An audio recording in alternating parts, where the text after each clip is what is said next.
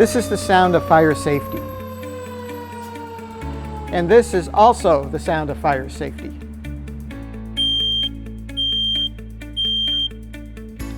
Hi, I'm Kurt Edelman with the Franklin Fire Department, and this is Fire Prevention Week.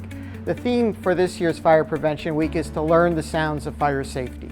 We get questions about the various sounds that come from fire alarms and smoke detectors and carbon monoxide alarms, so I'm going to give you a quick demonstration here. This is the sound that comes from a smoke detector or smoke alarm.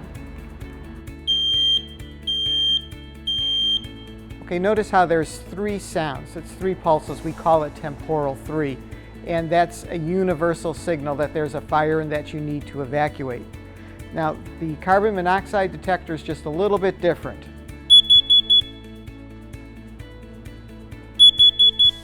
Notice how the carbon monoxide detector is 4 beeps. If either device goes off, that's an emergency and you should evacuate your home.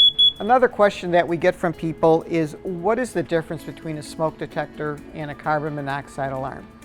A smoke detector or smoke alarm is there to protect you when you're sleeping in the event of a fire. A lot of times the smoke from the fire and the flames from the fire won't wake people up. So you need a smoke alarm or a smoke detector that'll be able to detect the smoke from a fire and wake you up.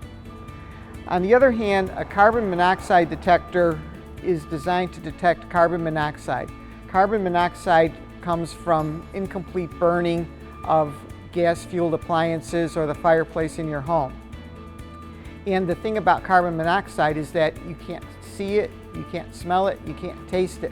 So that's why we need to have a separate detector that can sense carbon monoxide and give you a warning if you have dangerous levels of carbon monoxide building up in your home. Okay, another question we get a lot is, what happens if my smoke detector or my carbon monoxide detector is just chirping, like a short chirp every 30 seconds to a minute? That's an indication that you've got a bad battery in your detector and the battery needs to be replaced. Now, unfortunately, smoke detectors, smoke alarms, and carbon monoxide detectors have a lifespan. Usually they last about 10 years. So if you're getting a battery warning and you try to replace the battery and the device is continuing to chirp, that's a sign that you need to replace the device. Like I said, they usually last about 10 years. All right, another question we often get is, what happens if I'm a little hard of hearing? I live with my older parents and they're a little bit hard of hearing. Is there any type of device that would help them? And there is, and we'll go take a look at one of those. Some people have difficulty hearing the smoke detector, so there are two approaches to that. They found that a lower pitch sound tends to be easier to hear than the higher pitch tones that normally come from a smoke alarm. Also, for people who are profoundly hard of hearing, they've come up with shaker devices that you put underneath your pillow or something, and that vibrates and wakes people up. This is a system that people can take with them, like to a hotel or a family member's home, and this in itself is not a smoke alarm. What this does is it picks up the sound from a smoke alarm, and then it activates a lower pitch sounder inside the unit, and then it will also operate this vibration device. So let's give it a try.